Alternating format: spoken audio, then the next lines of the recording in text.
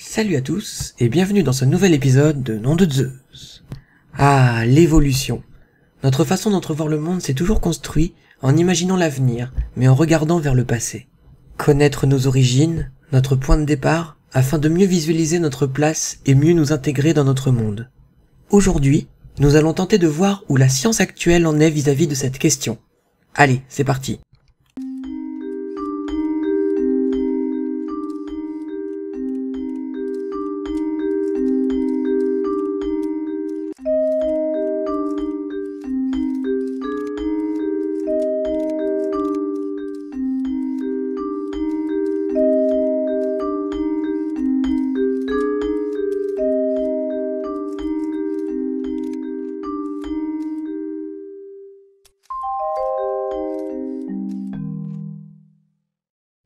Nous devons notre concept d'évolution tel qu'on se la représente aujourd'hui à un grand scientifique qui a révolutionné et fortement bousculé les idées de son temps, Charles Darwin. Dans son livre de l'origine des espèces, publié le 24 novembre 1859, il explique le mécanisme présidant, selon lui, à l'évolution graduelle des espèces vivantes dans la nature. Ce livre sera l'aboutissement de presque une vie de recherche, d'observation et de remise en question permanente, notamment grâce aux très nombreuses découvertes qu'il a pu réaliser lors du célèbre voyage du Beagle qui dura presque 5 ans. Darwin patientera longtemps avant de publier ses travaux, attendant le bon moment face à une communauté très religieuse de par son époque. Ce qui ne l'empêchera toutefois pas de devoir affronter nombre de critiques, y compris de ses confrères scientifiques. Ce livre est considéré aujourd'hui comme fondateur de la théorie de l'évolution moderne. En biologie, l'évolution est la transformation des espèces vivantes qui se manifestent par des changements de leur caractère génétique et morphologique au cours des générations. Les changements successifs peuvent aboutir à la formation de nouvelles espèces. La théorie de l'évolution est une explication scientifique de la diversification de formes de vie qui apparaissent dans la nature, depuis les premières formes de vie jusqu'à la biodiversité actuelle. L'histoire des espèces peut ainsi être pensée et représentée sous la forme d'un arbre phylogénétique. Charles Darwin défend avec des observations détaillées la thèse que les espèces vivantes ne sont pas des catégories fixes, mais se diversifient avec le temps, voire disparaissent. Pour expliquer les changements qui se produisent peu à peu au sein d'une population, il propose l'idée de la sélection naturelle. Les espèces sont profondément conditionnées par leur milieu naturel, aujourd'hui appelé écosystème. Par la suite, avec la découverte de la génétique par Gregor Mendel, la théorie de l'évolution s'est peu à peu affinée. Depuis les années 1930, la théorie synthétique de l'évolution fait l'objet d'un large consensus scientifique sur ses fondements et ses principaux mécanismes. Cette théorie est aussi appelée néo-darwinisme, pour souligner le fait qu'elle constitue une extension de la théorie originale de Charles Darwin, laquelle ignorait les mécanismes de l'hérédité génétique. Aujourd'hui, l'évolution n'est plus envisagée comme la transformation d'individus isolés, mais comme celle de groupements d'individus de mêmes espèces, c'est-à-dire des populations. Mais le principe de base reste le même. Elle explique l'évolution par l'action de la sélection naturelle sur les populations. Une population évolue quand la fréquence d'une version d'un gène s'y modifie. On voit ainsi se répandre dans certaines espèces des caractères ayant acquis, en raison de changements du milieu, une valeur adaptative qu'ils ne possédaient pas auparavant. Les individus porteurs de ces caractères sont particulièrement favorisés dans le nouveau milieu auquel ils se trouvaient en quelque sorte préadaptés. Ils constituent alors rapidement une grande partie de la population, voire même toute la population de l'espèce.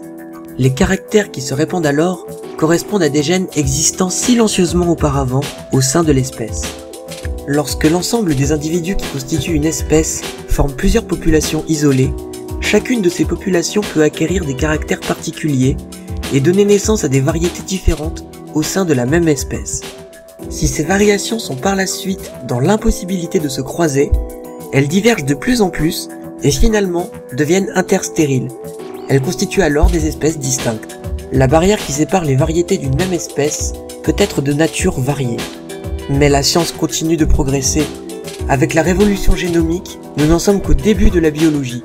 On découvre que l'homme est un écosystème à lui tout seul. Un monde dans lequel cohabitent des millions de micro-organismes, et cet écosystème mobile évolue dans d'autres écosystèmes qu'il modifie et qui le modifient. Tous les êtres vivants passent leur temps à s'échanger des gènes. Pas seulement par la reproduction, mais également par les virus et les bactéries. On sait qu'aujourd'hui, 8% de l'ADN humain est constitué de vestiges de gènes qui nous ont été transmis par des virus. Pendant longtemps, on a pensé que nous descendions d'un ancêtre commun, le sapiens. Mais en 2010, les résultats d'une analyse de l'ADN prélevée sur des os de néandertaliens ont révélé que 1 à 4% de nos gènes viennent du néandertal. Nous sommes apparentés à ce dernier, et non pas uniquement aux sapiens. Les deux se sont rencontrés, puis mélangés. L'arbre généalogique de l'espèce humaine est anti-darwinien, parce que notre ancêtre est tout à la fois sapiens, néandertalien, une bactérie et un virus. La découverte de virus géants, grâce à l'équipe de Didier Raoult, a également permis de faire évoluer la théorie de l'évolution. Ces virus sont significatifs par leur grande taille, ainsi que par leur génome formé de plus de 300 000 paires de bases. Le virus géant Mimivirus, qu'une équipe de scientifiques a découvert en 2003, et dont le génome a été décrypté, permet d'émettre l'hypothèse selon laquelle, à côté des 3 grandes formes de vie acceptées, bactéries, eucaryotes et archéas, il en existerait une 4e, celle des grands virus à ADN. Et le mimivirus en fait partie. Ce monde de virus géants constitue un 4e groupe entièrement parasitaire, distinct des 3 autres. Cela suscite un large débat chez les scientifiques, ce n'est pourtant qu'une étape dans la remise en question nécessaire du classement darwinien du vivant. Car les virus en sont aujourd'hui exclus, alors que ce sont les entités biologiques les plus abondantes et la source de plus de la moitié des gènes de l'univers connu. Ces nouvelles thèses remettent complètement en cause l'arbre de Darwin. L'idée darwinienne que tout ce qui existe sert à quelque chose et que tout ce qui ne sert pas est éliminé ne tient pas. Car depuis, on a découvert le gène égoïste.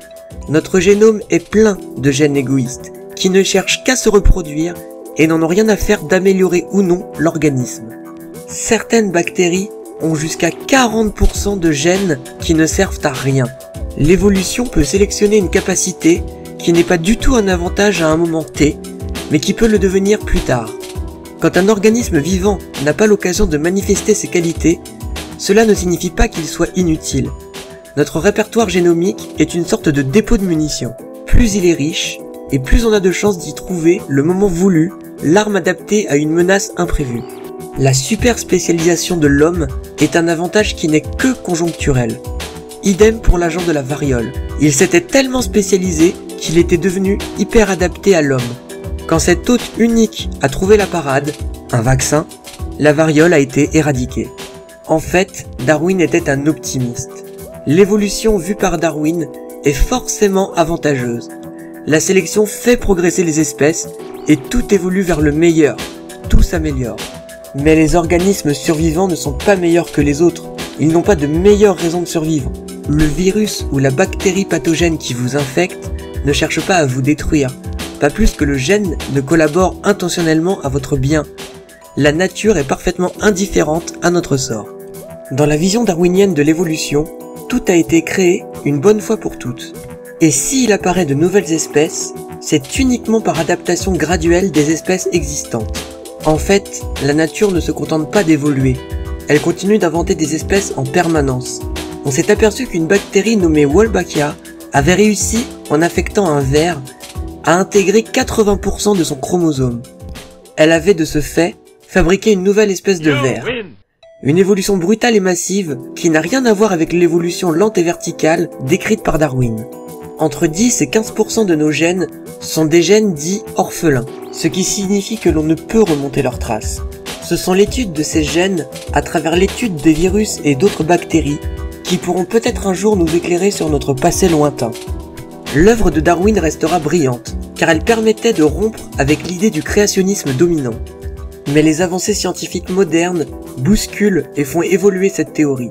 Ou alors, bientôt, nous nous dirons que la théorie de l'évolution, telle qu'on la connaît, est totalement fausse. Et si finalement c'était le cas, que l'on tienne de ça ou de ça, importe peu. L'essentiel est de ne jamais s'enfermer dans un dogme, quel qu'il soit, et de s'ouvrir aux nouvelles possibilités que nous apportent les découvertes. Voilà, cet épisode de Nom de Zeus est à présent terminé. J'espère qu'il vous aura plu. Si c'est le cas, n'hésitez pas à vous abonner à la chaîne et à partager cette vidéo. Vous pouvez également me rejoindre sur Facebook et sur Twitter, c'est comme vous voulez. À bientôt et restez étonnés.